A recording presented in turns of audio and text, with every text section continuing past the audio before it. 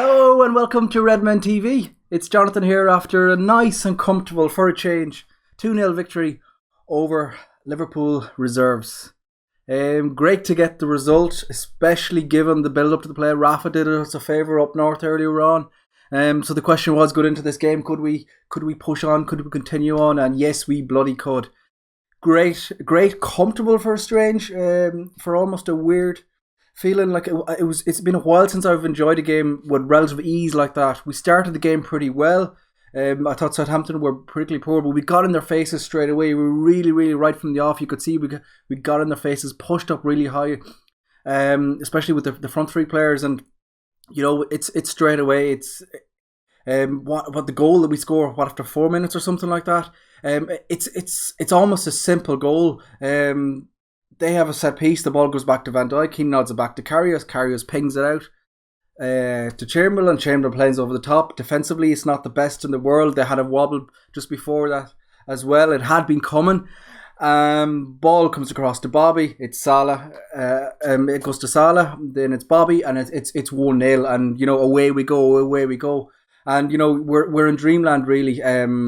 Southampton are pretty much just left only to boo Van Dijk really much. That's all they pretty much got up to in the first half. Never really got into the game. I felt comfortable, even though Liverpool's shape was a little bit deeper, I thought at times, but we really just looked to maybe it's kind of a glimpse of what the future is under Liverpool under Klopp, where we sit a little deeper and then we used to exploit teams on the break, because there must have been 4, 5, 6 opportunities where we were just one ball away, one little pass away, one little deflection, one block, etc., from pretty much just being straight through on goal again. And you know, we were very comfortable in the game, and you know, it kept on going. Really, just as I said, it just looked like we could have scored whenever we wanted, and it was so comfortable. And then, you know, we had the penalty shout with Bobby. It's almost like, because the game has gone so comfortably, we've almost forgotten about that. It was a stonewall penalty. Like if Kane's last week, Lamella's last week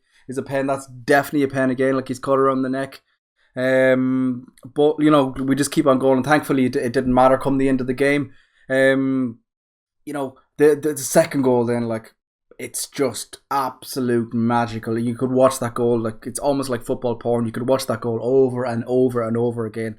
The movement, the flick, the interplay, like the two players, they look right on bang on cue, assisted each other, and you know, that backheel from Bobby, just absolutely world class. The vision to be able to see that, and then Salah does what you expect. He tucks it away.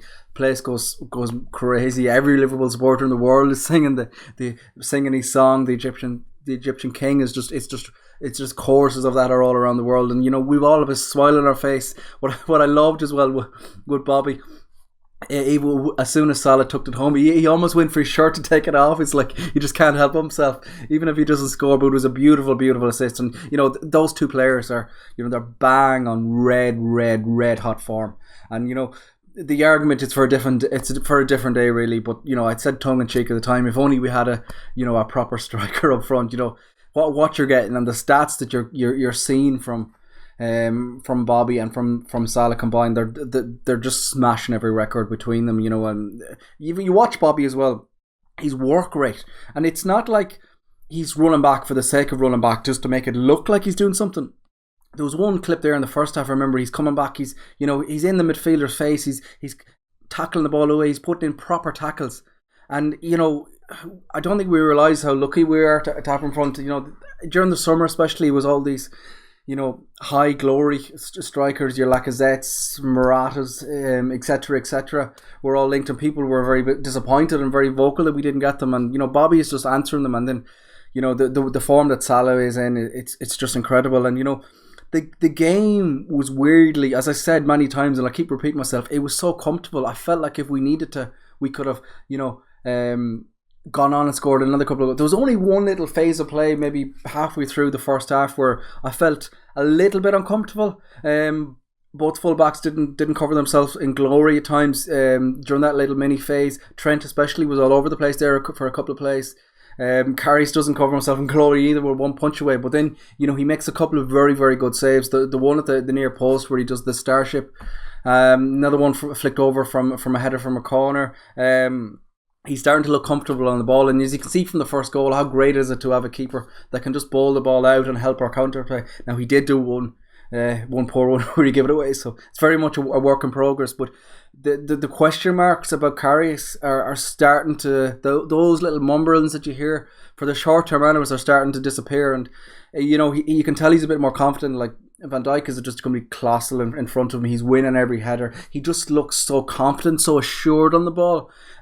He just looks like a touch of class almost. And as we expected, he got the boos all day. But it didn't even bother him. He seemed to just lap it up and play with a smile on his face. And where he tore down the left wing in the second half, and was almost the magical moment. We were there, kind of roaring it and cut inside and smash it on your right into the top bin, but it wasn't to be. But he had another dominant display.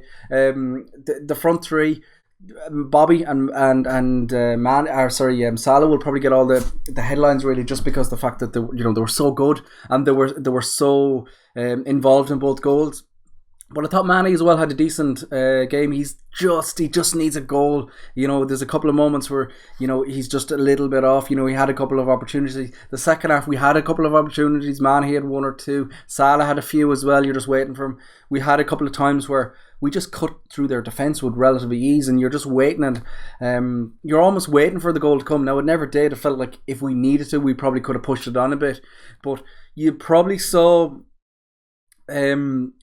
a little bit of kind of a tactical tweak of the team today. The fact that we were a little deeper, you look at the first half as well, even though we dominated the half, had all the chances, they had 60% of the possession, I believe, and that flipped in the second half as well, where we were kind of inclined maybe not to go as completely gung-ho, where we were kind of sitting back, holding our shape a bit more, and looking just to use our strength on the counter. And I feel, particularly you come to the bigger games, away in Europe and the likes like that, where if we sit a little deeper and then look to exploit teams on the break, because them front three, like, they're absolutely dynamite, and then you have the runners from midfield as well, everyone pushing forward.